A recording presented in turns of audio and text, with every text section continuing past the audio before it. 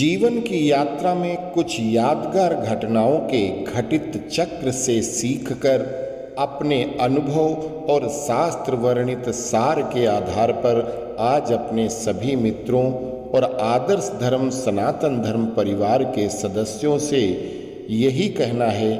आज आप सबको 5 कीमती रत्न दे रहा हूँ। मुझे पूर्ण विश्वास है कि यदि आप इन्हें संभाल कर रखोगे तो पूरी जिंदगी इनकी सहायता से अपना जीवन आनंदमय तथा श्रेष्ठ बना पाओगे। पहला रत्न क्या है?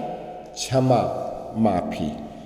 सनातन धर्म यही शिक्षा देता है कि अपना शत्रु भी अगर क्षमा याचना करता है, माफी मांगता है, तो उसके द्वारा हमारे लिए कोई भी कभी भी कुछ भी कहे शब्द को, उसकी पुरानी बातों को कभी अपने मन में नहीं बिठाना है और ना ही उसके लिए कभी किसी प्रतिकार की भावना मन में रखना है, बल्कि उसे माफ कर देना है।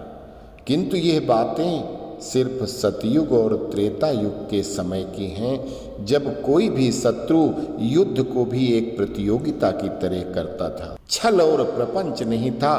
कोई माफी भी मांगता था तो सच्चे मन से मांगता था।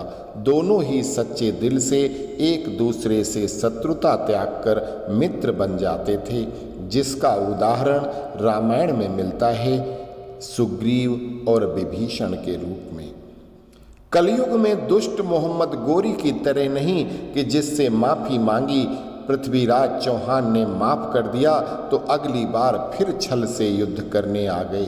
अतः ऐसे उदाहरण से अनुभव लेते हुए, सीख लेते हुए, अपने धर्म का पालन करते हुए, क्षमा करने के उपरांत भी उन पर विश्वास कभी नहीं करना चाहिए।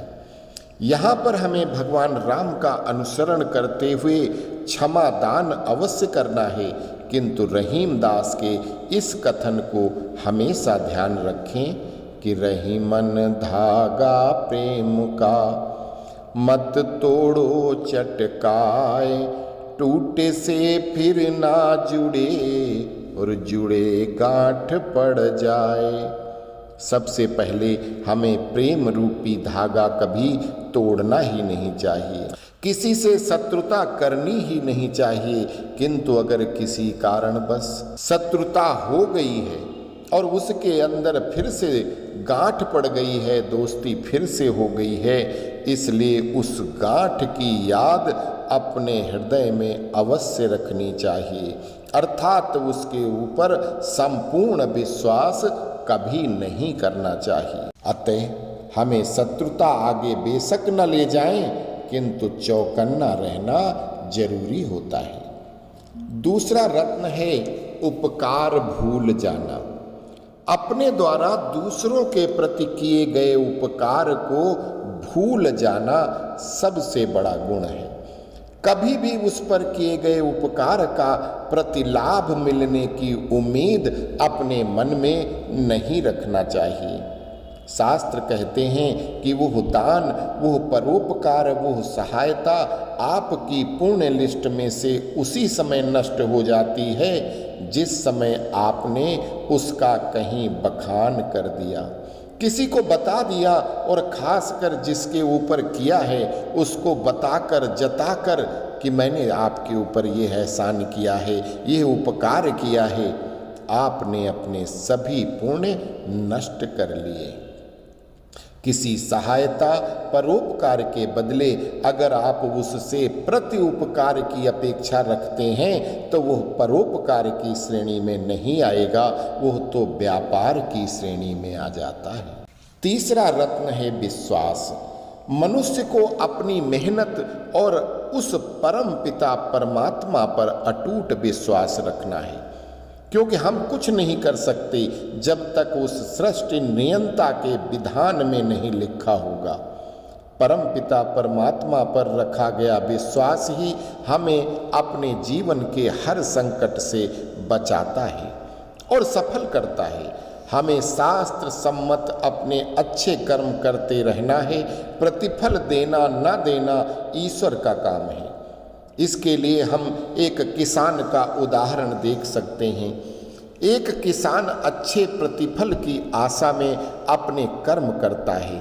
खेत की जुताई, खुदाई, खाद, बीज, सिंचाई, गुड़ाई, रखवाली करते हुए अनेक कर्म करता है और अंत में फसल काटकर उस अन्न को प्राप्त करता है। इस बीच में उसके मन में हमेशा ये भावना रहती है कि फसल अच्छी होगी, पैदावार अच्छी होगी।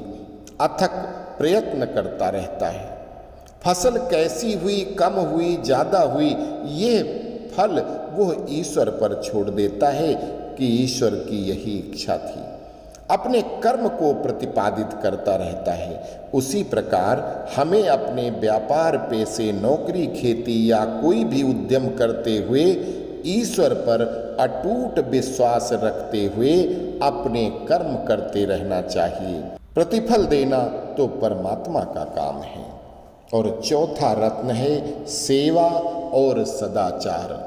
मनुष्य के लिए ईश्वर ने जो अतिरिक्त दिमाग दिया है वो सिर्फ इसलिए दिया है कि उसकी सहायता से ईश्वर को जाने, उसको पहचाने, उसको पाने की चेष्टा करे।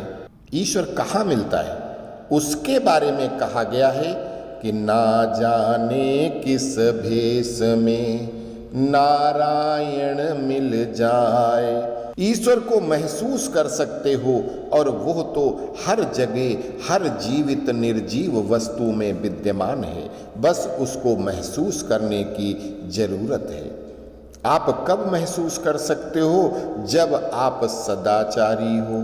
अगर मनुष्य पूर्ण सदाचारी बन जाए तो वो संसार की कोई ऐसी चीज नहीं है जो प्राप्त ना कर सके। उसके लिए आपको अपने 5 शत्रु पर विजय पाना होता है। और वो क्या है?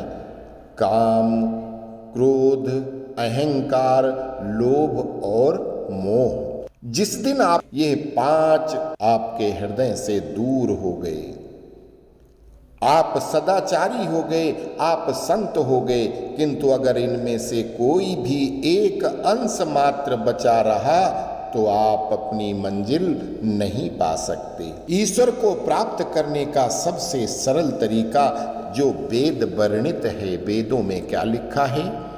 मातृ देवो भव, पितृ देवो भव, आचार्य देवो भव, अतिथि देवो भव। अर्थात इनकी सेवा करने से मनुष्य को ईश्वर की प्राप्ति सुलभ है। हमारे वेद कहते हैं कि माता, पिता और गुरु से बड़ा कोई देवता नहीं है। अगर कोई व्यक्ति इनकी सेवा करता है तो ईश्वर उसको अपनी सेवा मानता है। इस बात को स्वयं भगवान श्री राम ने, भगवान श्री कृष्ण ने और भगवान परशुराम ने, सभी ने स्वयं करके दिखाया है और समाज को बताया है। एक पुरुष के लिए अपनी माता, अपने पिता और अपने गुरु से बड़ा कोई देवता या भगवान नहीं होता। वहीं एक महिला के लिए अपने पति से बड़ा कोई देवता या भगवान नहीं होता। ये हमारे सभी वेद, पुराण, रामायण, गीता आदि में विस्तार से बताया गया है। अतः अगर हम सदाचारी बनकर काम, क्रोध, लोभ, मोह छोड़कर अपने कर्म करते हुए अपने माता पिता, गुरु की सेवा करते हैं, अपने घर पर आए हुए अतिथि का सम्मान करते हैं, तो ईश्वर स्वयं आपके समक्ष होता है, आपके साथ होता है। पंचम रत्न है वैराग्य।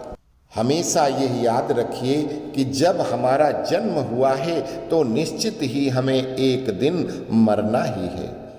इसलिए किसी के लिए अपने मन में लोभ, मोह, काम, क्रोध, अहंकार ना रखें। जब आप बड़े हो जाएं, मतलब जिस दिन आपके माता पिता दोनों चले गए, उसी दिन आप बड़े हो गए, बुजुर्ग हो जाते हैं। इसके बाद आपको अपने 5 शत्रु हमेशा के लिए छोड़कर उन पर विजय प्राप्त कर आपको जो अनुभूति होती है उसे ही वैराग्य कहते हैं।